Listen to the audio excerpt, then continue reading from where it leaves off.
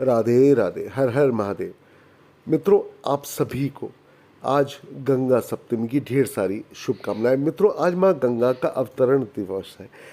माँ गंगा की कथा सुनने मात्र से समस्त पाप इस जन्म के और पिछले कई जन्मों के नष्ट हो जाते हैं, ऐसा शास्त्रों में कहा गया है। आज का पंचांग आरंभ करते हैं और बाद में कथा आरंभ करेंगे। मित्रों, जो है 14 मई 2024। मंत्र है ओम अंगारकाय नमः।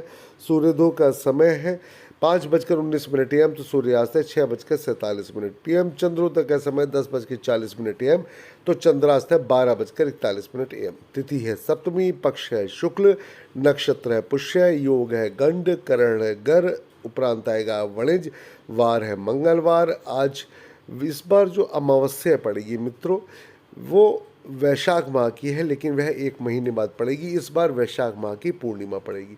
चंद्र राशि कर्क में, सूर्य राशि मेष में, उपरांत आएगी वृष में। ऋतु की श्रम चल रही है, सूर्य देव उत्तरायण है। संवत्सर क्रोधी है, जो कि उत्तर होकर कालयुक्त है। विक्रम संवत 2081 है, तो गुजराती संवत भी 2080 है। शक संवत 1946 है। कलयुग संवत 5125वें वर्ष में है, अर्थात हम सभी 5125 वर्ष में चल रहे हैं। सौर प्रविष्टि 1 है, ज्येष्ठ माह चल रहा है। मित्रों, यह माह अति गर्म रहता है, अतः बहुत ही सोच समझकर आपने घर से बाहर निकलना है। और जब घर से बाहर निकलें तो अपने सिर को अच्छी तरीके से ढक कर कॉटन से निकलना चाहिए।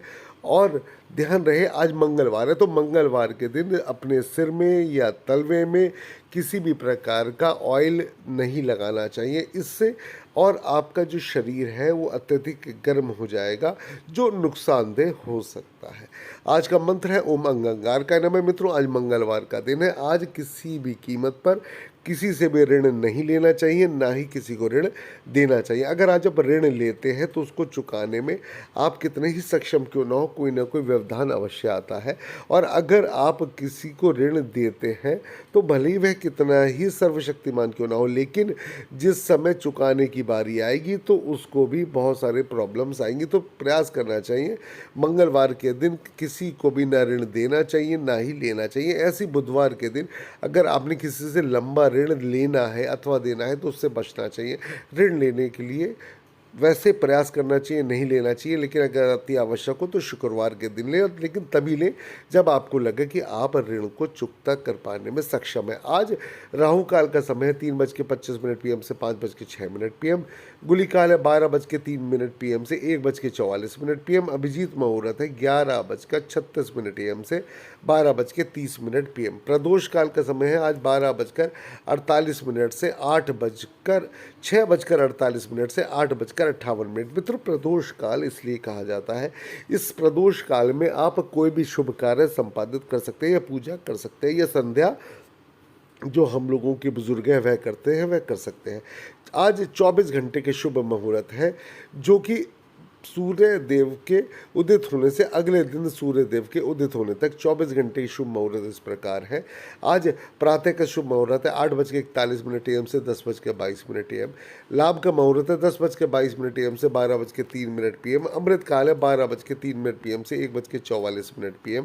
शुभ मुहूर्त है 3:25 PM से 5:06 PM। रात्रि की चौघड़िया के शुभ मुहूर्त है 8:06 PM से 9:25 PM। शुभ मुहूर्त है 10:44 PM से 12:03 AM, अर्थात रात्रि का प्रथम पहर आरंभ हो चुकेगा। अमृत काल है 12:03 AM से 1:22 AM और चर मुहूर्त है 1:22 AM से 2:41 AM। मित्रों, यह 24 घंटे के शुभ मुहूर्त है और आज का मंत्र है ओम अंगारकाय नमः अथवा ओम भौम भौमाय नमः। मित्रों, आज राहु काल के समय बिल्कुल भी कोई भी शुभ कार्य वर्जित है, लेकिन अगर आपको लगता है कि आपका धन संचय नहीं हो पा रहा है तो मित्रों, राहु काल के समय में आप धन संचय आरंभ करें। आप देखिएगा आपका धन धीरे धीरे धीरे धीरे शनय शनय रुकना आरंभ कर देगा। मित्रों, अभिजीत मुहूर्त में वह सभी कार्य किए जाते हैं जब आपको लगता है कि कोई शुभ मुहूर्त नहीं बचा है। तो आज के दिन अभिजीत मुहूर्त में आप कोई भी कार्य कर सकते हैं, लेकिन ध्यान दीजिएगा बुधवार के दिन अभिजीत मुहूर्त नहीं होता है। दिशाशूल आज उत्तर दिशा में है, चंद्रवास उत्तर दिशा में है, अग्निवास पृथ्वी पर, अर्थात आज हवन करने अथवा करवाने का बेहद शुभ दिन है और इसको बिल्कुल भी जाया नहीं करना चाहिए। राहुवास पश्चिम दिशा में है, दिशाशूल उत्तर दिशा में है, चंद्र स्थिति कर्क राशि में। योग निवास वायव्य कोण में, गुरु तारा इस समय अस्त चल रहे हैं, शुक्र भी तारा अस्त चल रहे हैं। व्रत मुहूर्त में आज गंगा सप्तमी है। आज से मित्रों मूल प्रारंभ हो रहे हैं, अर्थात जो भी मूल बच्चों मूल में जन्म ले तो उन मूल की शांति, गंड मूल की शांति अति आवश्यक है। लेकिन ध्यान दीजिए, खाली नवग्रह का हवन ना कराएं, संबंधित मंत्र का, तांत्रोक्त मंत्र का जप करें, जिससे माता पिता की आयु भी लंबी हो, सुरक्षित रहे और बच्चे के जीवन में आने वाले बहुत सारी प्रॉब्लम्स दूर हो सके। अगर अभी तब भी आपको लगता है कि आपको वह चीज़ें नहीं आपको ज्ञात हो पा रही हैं, या आपने अपने बच्चों के लिए जो कार्य आपने करवाने थे नहीं करवा पाए हैं, तो आप मुझे मेल कर सकते हैं fbaec00@gmail.com पर। तो मैं आप सभी का उत्तर देने का और उसका उपाय बताने का बिल्कुल प्रयास करूंगा।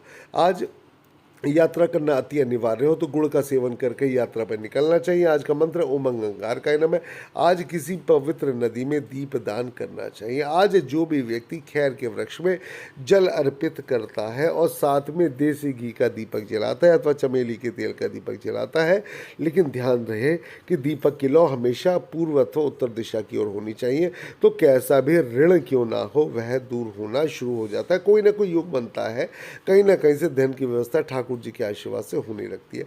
आज अगर आप किसी भी पवित्र नदी में स्नान ना कर पाए तो कोई बात नहीं, आप थोड़ा सा गंगा जल अपने सिर पर, अब जहाँ पर चोटी होती है वहाँ पर आपको अवश्य छिड़कना चाहिए, अथवा जब आप स्नान करें तो आप अपने स्नान के जल में थोड़ा सा गंगा जल अवश्य डालें। इसको स्नान करने से आपको वह ही फल प्राप्त होगा जैसे आपको प्राप्त होता है। मित्रों, अब मैं आप लोगों को गंगा सप्तमी की कथा बताने जा रहा हूँ, कृपया गौर से सुनिए। देखिए, सबसे पहले गंगा सप्तमी की कथा का मंत्र है ओम नमो गंगाए विश्वरूपिणी नारायणी नमो नमः। हिंदू धर्मशास्त्रों के अनुसार वैशाख शुक्ल सप्तमी तिथि को माँ गंगा स्वर्ग लोक से शिव शंकर की जटाओं में पहुंची थी, इसलिए इस दिन को गंगा सप्तमी के रूप में मनाया जाता है। इस दिन माँ गंगा का पूजन किया जाता है। वर्ष 2024 में श्री गंगा सप्तमी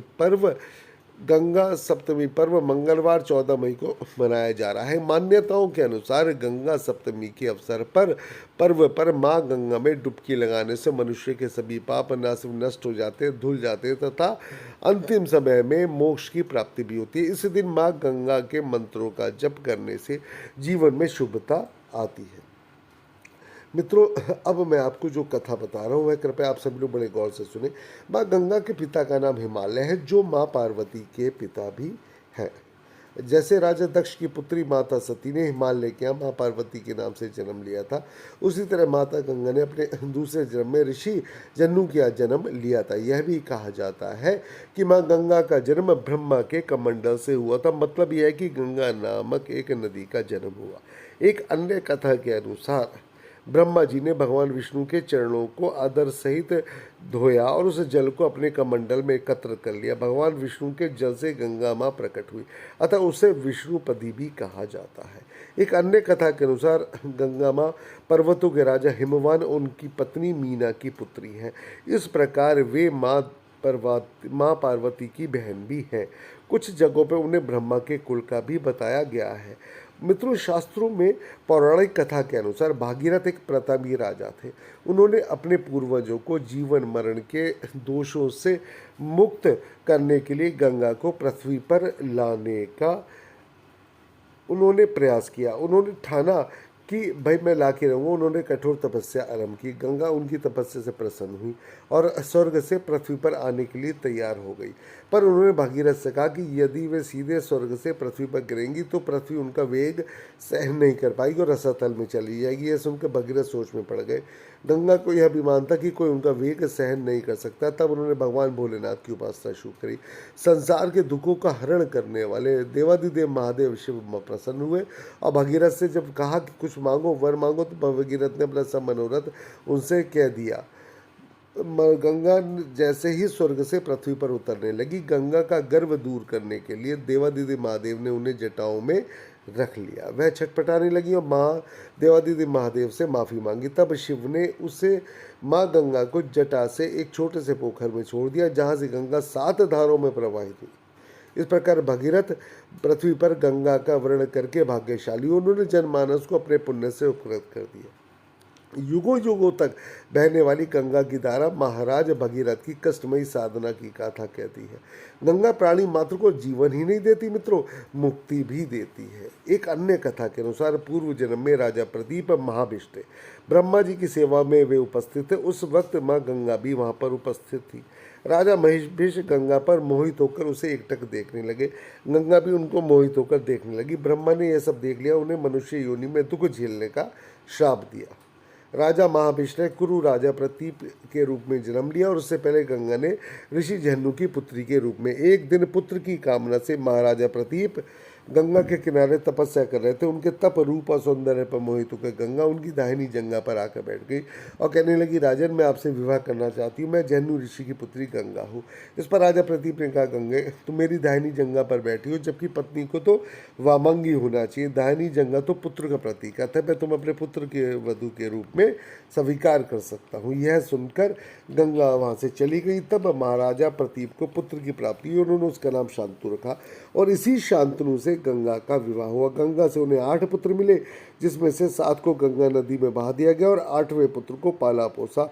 उनके 8वें पुत्र का नाम देवव्रत था। यह देवव्रत ही भीष्म कहलाया। मित्रों एक बात है, गंगा सप्तमी के तो उपाय ढेरों हैं, लेकिन फिर भी गंगा सप्तमी का एक विशेष महत्व है, जो आज के दिन कुछ वह उपाय बताना जा रहा हूँ। इन उपायों को करने से समस्त रोगों, कष्टों और दरिद्रता से शास्त्रों के अनुसार मुक्ति प्राप्त होती है। वैसे गंगा स्नान का अपना अलग ही महत्व है, लेकिन वैशाख शुक्ल सप्तमी के दिन गंगा स्नान करने से मनुष्य सभी दुखों से मुक्ति पा जाता है। साथ में एक बात और भी है, इस दिन पुण्यदायी कार्य करने से सभी पापों का क्षय होता है। इस दिन दान पुण्य का विशेष महत्व है। अतः इस तिथि पर गंगा स्नान, तप, ध्यान और दान पुण्य करने से भी मोक्ष की प्राप्ति संभव होती है। मान्यता है इस दिन गंगा पूजन करने से मांगलिक दोष से ग्रसित जातकों को विशेष लाभ प्राप्त होता है।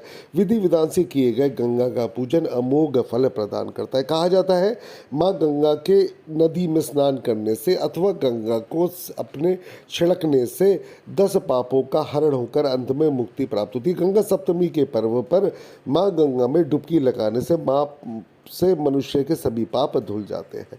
इस पर्व के दिन गंगा मंदिरों सहित अन्य मंदिरों पर भी विशेष पूजा अर्चना की जाती है। जीवनदायिनी गंगा में स्नान, पुण्य सलीला नर्मदा के दर्शन और मोक्षदायिनी शिप्रा के स्मरण मात्र से मित्रों मोक्ष प्राप्त होता है। राधे राधे।